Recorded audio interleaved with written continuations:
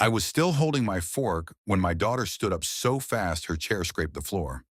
"Apologize to my husband right now," she said, her voice shaking, "or you're no longer my father." The whole table went quiet. Even the kids stopped chewing. Across from her, Derek leaned back in his chair, arms crossed, that same smug little smile creeping onto his face, like he'd already won something. I looked at my daughter, then at him, and I stood up, slow, no anger in me at all. "You'll need me by Sunday."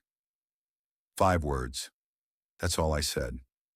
Then I picked up my coat off the back of the chair, and I walked out the front door into the cold, leaving 20 years of Thanksgivings behind me on that table. Nobody understood what I meant. Not yet. But in 3 days, they would be calling me so many times my phone would buzz itself right off the nightstand. Let me back up. My name doesn't matter much for this story, so I'll just tell you what matters. I raised my daughter Paige mostly on my own after her mother passed when Paige was 11. I worked long hours at a machine shop, then started my own small tooling business out of a rented garage bay. It grew slow, but it grew. By the time Paige was in college, I had 11 employees and a building with my name on the lease. Paige was smart, sharp with numbers, sharper with people. When she brought Derek home the first time, I liked him. He had a good handshake and a good laugh. He was starting a used car lot with 2 other guys, scraping together inventory, working weekends. I respected that kind of hustle. I'd done the same thing myself. But somewhere along the way, hustle turned into something else in him. Entitlement, maybe, or just impatience with anyone who wasn't handing him what he wanted fast enough. The lot struggled in year 2. His partners bailed. He came to me, sat in my kitchen, and asked if I'd help him buy them out. Not as a gift, as an investment. I'd get a small ownership stake, and he'd pay me back over 5 years. I said yes, not because I needed the return, because Paige loved him, and I wanted to believe in him. That was 4 years ago.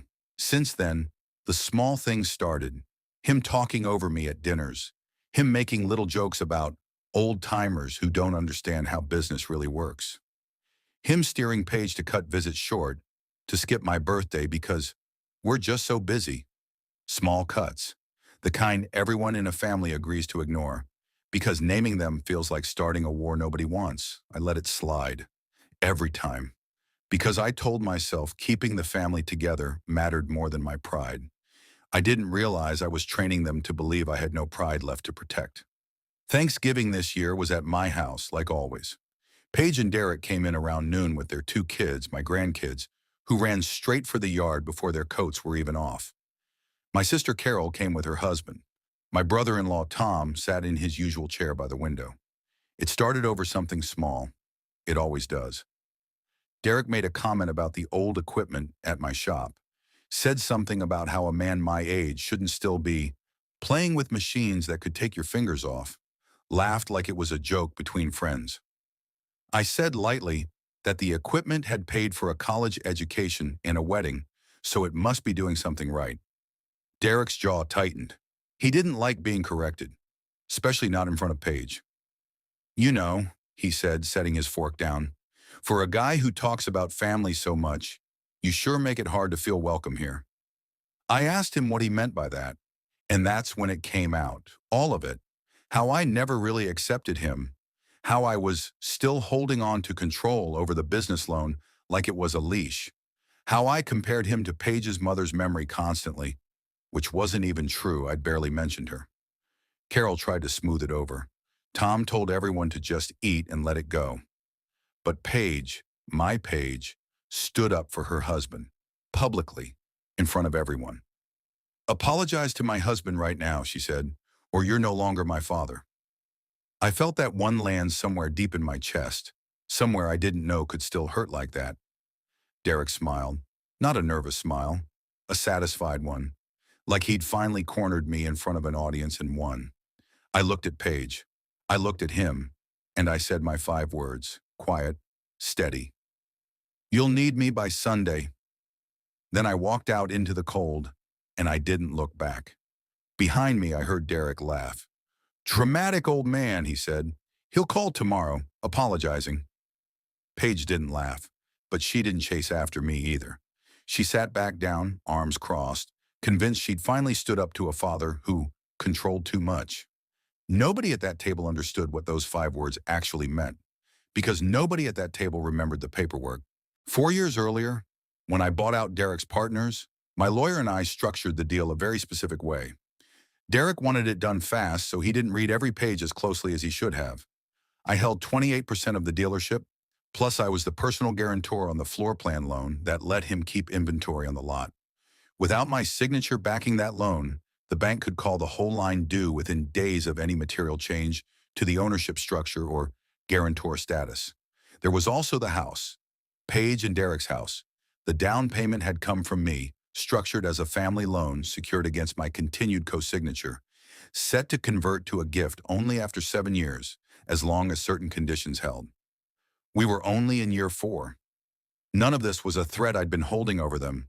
It was simply the truth of how the deal had been built, quietly, responsibly, the way any parent helping a young family might build it. I had simply never needed to mention it because I never imagined I'd need to. Until Thanksgiving. The morning after, I called my lawyer, a woman named Renata, who'd handled my business affairs for 15 years. I told her what happened, not with anger, just facts.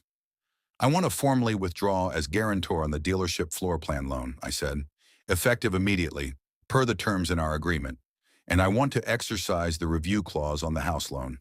She was quiet for a second. You understand what that triggers? I do. If you're enjoying this story so far, and you'd like to help this channel reach 10,000 subscribers, hitting subscribe is honestly one of the biggest ways you can support it, so more stories like this one can keep coming. Thank you for being here. Now back to Sunday. Monday morning, the bank contacted the dealership. Without my guarantee attached, the floor plan credit line was frozen pending a new underwriting review, standard procedure whenever a guarantor withdraws. That meant Derek couldn't finance new inventory. He had maybe 11 days of cars left on the lot before he had nothing to sell. That same morning, the mortgage servicer flagged their loan for review, per the original agreement, since the guarantor had requested reassessment of the family assist terms. It didn't foreclose anything. It simply meant the gift conversion clock reset and the loan reverted to standard payment terms, no longer subsidized, effective that billing cycle. I didn't do anything dramatic. I didn't call to gloat. I didn't post about it. I just let the paperwork do exactly what it had always been built to do once the support behind it was removed.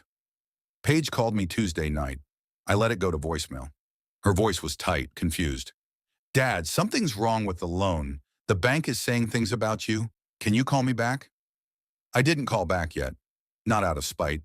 I needed her to sit with the confusion a little longer so that when I did explain, she'd actually listen instead of assuming I was bluffing again.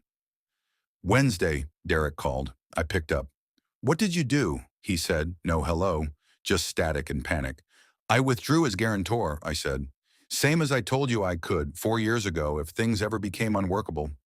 You're going to bankrupt me over a Thanksgiving argument? No, I said. You're going to lose inventory financing because a bank requires a guarantor, and I'm no longer willing to be yours. That's not revenge, Derek. That's a contract doing what contracts do. He hung up on me. Thursday, 3 days after Thanksgiving, Paige showed up at my door. No makeup, eyes red, like she hadn't slept. I need you to explain what's happening, she said. Please. I let her in. I made coffee. And I told her everything, calmly, the way I should have told her years ago instead of quietly absorbing every small disrespect to keep the peace. I told her about the ownership stake, the guarantee, the house loan structure. I told her I never once used any of it as leverage. Not once in 4 years, because I trusted that respect would simply continue on its own. The 5 words weren't a threat, I said. They were a fact. You just didn't know the fact yet. She cried, not performative tears, the kind that come when a person realizes they built their confidence on ground they never actually understood. I let him talk about you like that, she said, in front of everyone. I stood up for him instead of you. You stood up for your husband, I said. That's not automatically wrong. But you didn't know what standing up for him was going to cost, because neither of you ever asked me the questions that mattered. Here's where I have to be honest with you, because this story isn't about me being some perfect, wounded hero. Some of my family thought I went too far. Carol told me flatly that using financial leverage, even leverage I never asked for or engineered maliciously, still felt like punishing your own daughter for a fight. Tom disagreed, said I'd simply stopped absorbing disrespect I never should have absorbed in the first place. My own brother didn't call me for a week, said I'd turned a dinner argument into a lawsuit. Derek never apologized. Not really. He sent one clipped text saying he was willing to move past it if I restored the guarantee. I told him I'd consider restoring it once he could speak to me at a dinner table without condescension. He didn't respond after that. Paige apologized. Genuinely, more than once in the weeks that followed. Not because her finances forced her to, but because once she understood the whole picture, she recognized she'd humiliated a man who'd spent 4 years quietly protecting a life she didn't know needed protecting. I did eventually restore partial support, not all of it, and not immediately. I told her it would come back in stages, tied to nothing but basic mutual respect being consistently shown, not to any apology performance. She agreed. It's been slow. It's still slow now.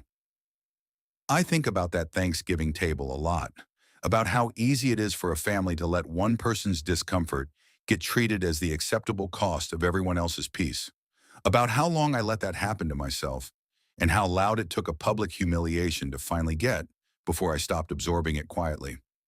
I don't know if what I did was entirely right. I go back and forth on it, honestly. Some days I think I should have just said all of this at the table instead of walking out and letting the paperwork speak for me. Other days I think if I'd tried to explain it in that moment, with Derek smirking and Paige already furious, none of it would have landed anyway. What I do know is this. Respect isn't something you get to demand from someone while simultaneously stripping away every reason they had to give it freely. And love, real love, doesn't ask a father to apologize for existing in a way that inconveniences someone else's ego. If you were in my position, I'd want to know honestly, would you have said those 5 words and walked out? Or would you have stayed and argued it out at the table? And once someone comes to you 3 days later, in real desperation, genuinely sorry, do you let them back in slowly, the way I did? Or is some disrespect simply too public, too deliberate, to ever fully return from? I still don't have a clean answer. I just know I finally stopped shrinking myself to keep a table quiet. And whatever comes next with my daughter, we're building it back on something a lot more honest than we had before. If this story meant something to you, stick around. There are more like it coming, and I'd love for you to be here for them.